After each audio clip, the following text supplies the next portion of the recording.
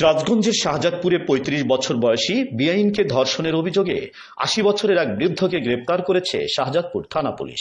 শাহজাদপুর থানা সূত্রে জানা যায়, গত ২৭ জানুয়ারি শনিবার দুপুরে উপজেলার নইনা ইউনিয়নের পূর্ব বাতিয়া গ্রামের ৮০ বছরের বৃদ্ধ হাজী হাফিজুর রহমান ঠান্ডু পর্জনা ইউনিয়নের নন্দলালপুর গ্রামের সোহেল রানার স্ত্রী রাজিয়া বেগমকে তার বাবার বাড়ি পারকোলা যাওয়ার পথে বিসিক বাসস্ট্যান্ড থেকে জরুরি কথা বলার অজুহাত দেখিয়ে রিকশায় করে প্রাণনাথপুরে কবিরের বাড়িতে একটি ভাড়া বাসায় নিয়ে জোরপূর্বক ধর্ষণ করে। পরে সেখান থেকে বেআইন বা রাজিয়া বেগম কৌশলে পালিয়ে স্বামীকে ফোন করলে স্বামী সোহেল রানা তাৎক্ষণিক ছুটে এসে ঘটনার বিবরণ শোনে এবং শনিবার দুপুরে শাহজাদপুর থানায় স্বামী সোহেল রানা একটি অভিযোগ দায়ের করে। পরে শাহজাদপুর থানা পুলিশ শনিবার রাতে অভিযান পরিচালনা করে ৮০ বছরের বৃদ্ধ হাফিজুর রহমান ঠান্ডুকে গ্রেপ্তার করতে সক্ষম হয়। রোববার দুপুরে অভিযুক্ত বৃদ্ধ ঠান্ডুকে আদালতের মাধ্যমে জেল হাজতে প্রেরণ করেছে শাহজাদপুর থানা পুলিশ।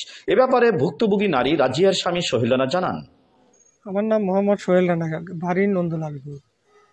আমার ওয়াইফ মানে বিস্তারিত, আমার ওয়াইফ আজকে বাড়ি থেকে আমাকে বলে যে মায়ের বাড়ি বেড়াইতে আসার মাঝখানে ওই বিসিক বাস স্ট্যান্ডের বিয়ের সাথে দেখা হয়, মানে তার বড় বোনের ভাসুর নাম হলো এই নাম ঠান্ডু হাজি।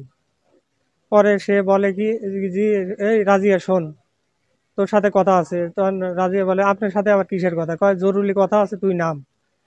পরে তখন রিক্সায় যাওয়ার পরে নামার পরে কয় যে চল যাই, তোর সাথে অনেক কথা আছে, তোর বোনের হাতে ঝামেলা, তোর বোন ঘরটার ভাই, সেই বিষয়ে কিছু কথা কও। এইটা বললে তখন সে ওই রিক্সাওয়ালা সে নিজেই ভাড়া দেওয়ার পরে মাঝখানে আবার অটো চড়ায় ওই পান্নাথপুর অগাধ নামে এক ফাঁকা বাড়িতে নিয়ে যাওয়ার পরে অনেকক্ষণ পর তখন বেলা আমার শোনা কথা আর কি, তখন আমি তো আর জানি না, আমার ওয়াইফ বলল যে একটার সময় আমাকে জোরপূর্বক দর্শন করার পরে আমাকে সন্ধ্যা পর্যন্ত আটকায় রাখার পর আমি কোনো মতো যেভাবে পালায়া পরে আমার কাছে ফোন দিছে যে আমি এই অবস্থায় আছি। পরে আমি আইসে কলেজের সামনে থেকে উদ্ধার করার পরে আমার বাইরাক জানাই, তার ভাই আর কি, তার নাম হলো আবুল হাশেম কান্টু। সেও আসে, আমিও আসি, পরে একসাথে থানায় এসে এজাহার দাখিল করছি,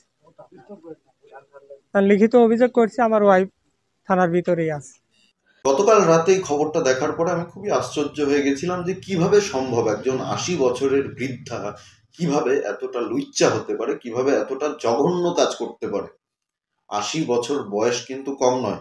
৮০ বছর বয়স পর্যন্ত বেঁচে থাকা একটা বড় চ্যালেঞ্জ। সবাই পারে না ৮০ বছর বয়স পর্যন্ত বেঁচে থাকতে। এখন মানুষের গড় আয়ু ৬০ বছরের মধ্যেই মানুষ পৃথিবী ছেড়ে চলে যাচ্ছে। আর ৮০ বছর বয়সে এই চাচা যা করেছে সেটা সত্যি মানে আশ্চর্য। বাংলাদেশে সবকিছুই সম্ভব।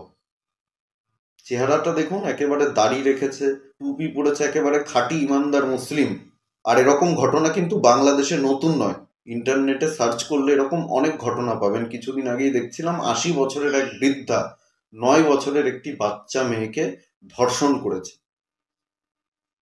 বয়সের তফাৎটা দেখুন। ৮০ বছর বয়সের এক বৃদ্ধা ৯ বছর বয়সের একটা বাচ্চা মেয়েকে ধর্ষণ করেছে। নারায়ণগঞ্জের ঘটনা, কিছুদিন আগেই খবরে দেখছিলাম।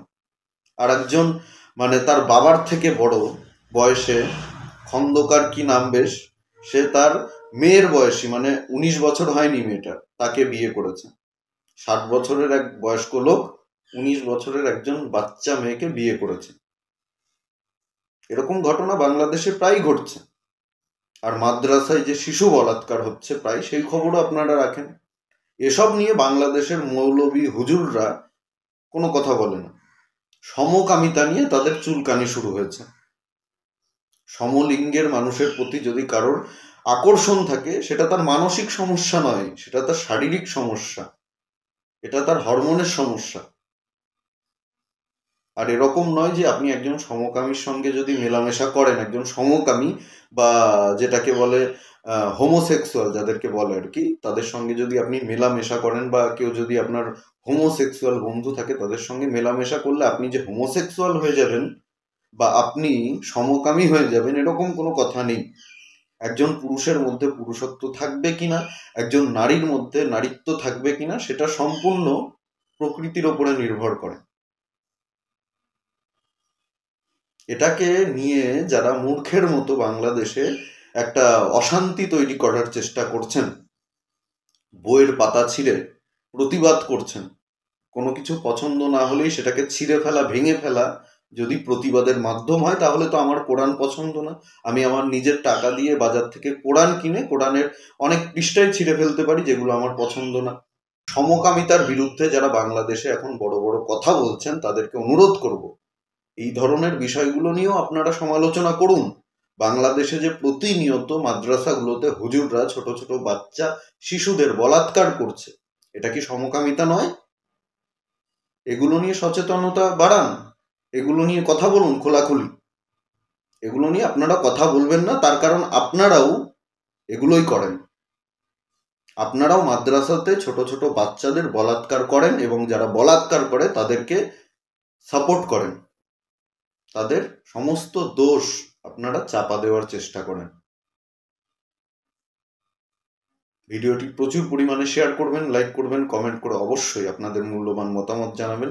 আর জাগরণ বাংলা ইউটিউব চ্যানেলে নতুন হলে অবশ্যই চ্যানেলটি সাবস্ক্রাইব করে আমাদের পাশে থাকবেন, পাশের বেল আইকনটি প্রেস করে দেবেন। আমাদের প্রতিটি ভিডিওর নোটিফিকেশন আপনার কাছে সবার আগে পৌঁছে যাবে। সবাই খুব ভালো থাকবেন, সুস্থ থাকবেন, আশেপাশের সবার খেয়াল রাখবেন। জয় হিন্দ, বন্দে মাতরম, ভারত মাতা কি জয়।